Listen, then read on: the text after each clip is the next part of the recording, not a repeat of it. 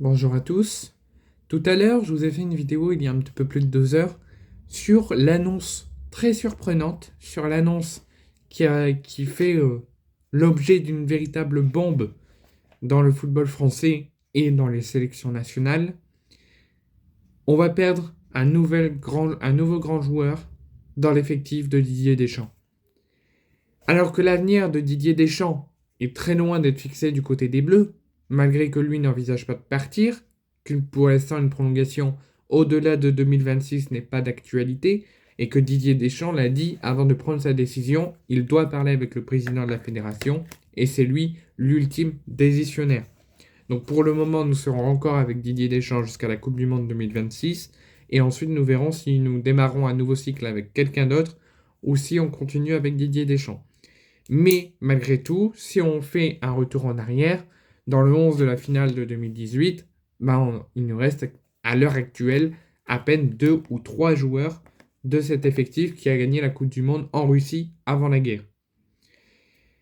Nous avons la retraite d'Hugo Lloris, qui a pris sa retraite, la retraite de Blaise Matuidi, la retraite d'Olivier Giroud et la retraite de Raphaël Varane. Puisque Samuel Umtiti, la dernière convocation qu'il a eue avec les Bleus, c'était en 2019, lors du premier rassemblement post-Coupe du Monde. Depuis, il n'a plus jamais été sélectionné.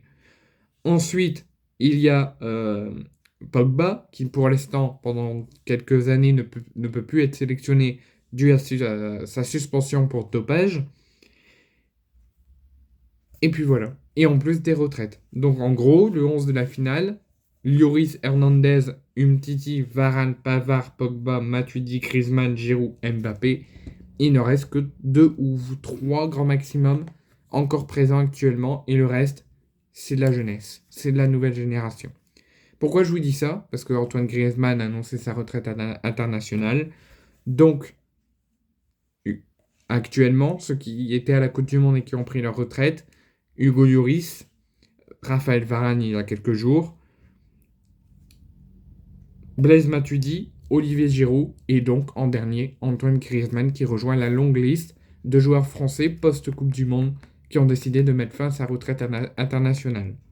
Et les autres qui, eux, par contre, sont encore là, c'est le cas de Lucas Hernandez, c'est le cas aussi de Umtiti, mais pour l'instant, il n'est pas sélectionné, Didier Deschamps ne l'a pas repris depuis 2019. Il y a Pavard et Kanté, et il y a Kylian Mbappé. Donc là, on voit que l'équipe de France bouge, l'équipe de France progresse, l'équipe de France change, mais je sens que dans quelques semaines, on va rentrer dans une nouvelle génération où ceux maintenant qui ont fort expérience ne seront plus en bleu.